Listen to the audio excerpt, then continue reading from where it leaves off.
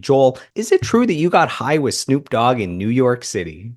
Yeah, that definitely happened. And we went on to do the performance at the YouTube Music Awards with him. And that was when he was in his Snoop Lion phase as well. So that was one of many trippy and awesome and wild things that I never thought I'd get a chance to do. That here I am with you today, thinking back on and being like, yes, that did actually happen. I feel like his tolerance after a lifetime of smoking weed is like, this guy needs this like life-size joint or something. Man, for sure. I will also say that Snoop is like, I'm so glad that Snoop is the guy that became like the kind of like most famous stoner in the world because the man is sharp. Like he is on it. For a guy that says he smokes, 55 blunts a day or whatever on average, whatever it is, some crazy number.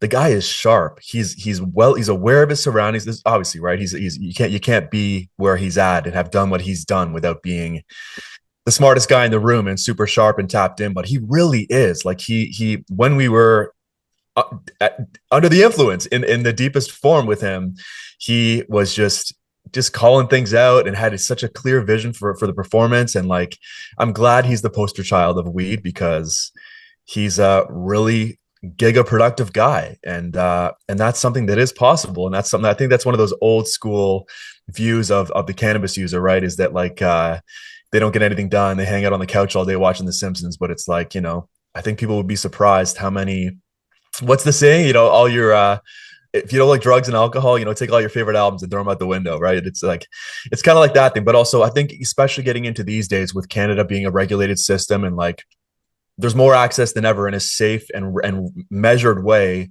to be able to use some of that stuff. And we could go into all the mental health benefits and all the things where I've had ups and downs with prescription antidepressants, anti-anxiety, and have always defaulted to the right dosage and strain and the whole thing of cannabis. So, but I realize we're not going, it's not the weed podcast. Let's stay focused here. Let's stay music driven or wherever you want to take it, man. Well, it's funny because it's not out of character here because a few episodes ago I interviewed a member of Strange Advance and he has a story of smoking with Cheech and Chong. So it's like it's that stuff comes up, Again, you talked about musicians and it's like, yeah, if you take away the drugs, the music's pretty bland. So also Snoop is insanely funny. I'm a big UFC fan and they bring him in sometimes as a commentator. He just throws out the funniest, most random stuff. And, I play video games and he's in an NHL video game and they're like, oh, we have Snoop Dogg here. And you can tell he probably has no idea anything about hockey, but it's just funny what he says. The guy's just like he's just nailed it as like the warmest and most relatable human somehow, despite the fact that he's like a gazillionaire and lives a life that few will ever get to experience. There's something about him. I love that he can kind of do anything. And he's also like, I think in general, we've been post sellout area. That was something that got tossed around, especially with musicians doing certain partnerships, brand deals, whatever over the years. But I feel like the great equalizer of the last decade of social media and YouTube and all that, meaning that anyone can build a huge following. The fact that it's that much more difficult now to stand out, I think has really helped any of those things. Certainly, we've never experienced that in WOA. Like when we think hard about when we get approached by a brand or for anything like that, and if we're going to go out with it, I think we built this trust with our audience that they know that we've really considered that. And like, again, I don't think it's really an issue at all these days because everyone's just trying to make it, man. And the playing field has been leveled. And back in the day when Led Zeppelin was one of the 10 biggest bands in the world, they all had private jets. They were all like a household name. Now we're in a situation where, I mean, you can do it, I can do it. Jump on Instagram, TikTok every day, discover someone with a multi-million person followership and you've never heard of them before. Like that's the reality where we're at. So I feel like that's kind of gone away in a great way because, I guess there's certain call outs, certain celebrities that are not immune to that. But for the most part, I feel like people just, if it's a band you support, if it's an artist you support and you see them doing something that obviously is going to help them along, you can't hate on that. And I will say, just on the topic of smoking weed with celebrities, as you do. Another fun one was we played the Ottawa Blues Fest. This one was, I think, 2016, 2017, and Seal just happened. Mr. Kiss from a Rose. The one and only just happened to be backstage sparking, and that went down. As well as we did something in Bulgaria years back. Erica Badu was there, and Cypress Hill was there. So that was a bit of a legendary sesh as well. Crazy, man.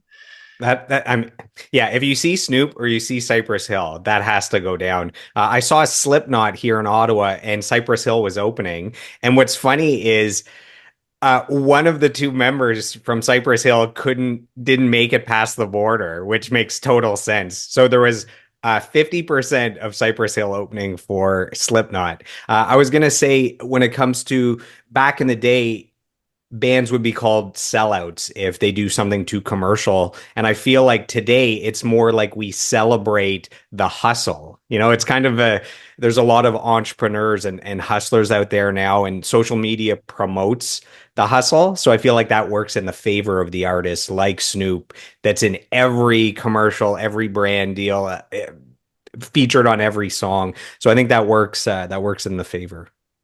Man, definitely. Like it's hard as hell to make it these days. That's the reality. You can have every duck in a row and be objectively this unbelievable talent with the whole business game together, the whole social media game together, and still fall short just cause the algo wasn't liking you, just because I'm sure you've heard like it's pretty dismal like these days. What was 10 years ago, if you had 500 Instagram followers, every post you send out is at least has a reasonable chance of reaching those people.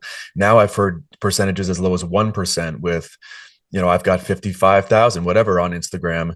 That I've worked really hard to earn over the last 10, 15 years. And I've heard things as low as 1% unless you boost the post or X, Y, and Z. And it's like, that's the reality that everyone has to, get the rules that everyone has to play by now. And it's not easy. So I think the only objection there is if like there's a someone is in a situation where they've tried and failed a bunch and they're jealous, or they see someone get a certain deal or whatever, and they want to, like anybody else who's going around the internet trolling and hating, right? There's always going to be those people. But I think by and large, especially for folks who've been doing it for a long time and have had the ups and the downs, when you see someone doing that, you're not selling out, you're buying in. I like to look at it that way.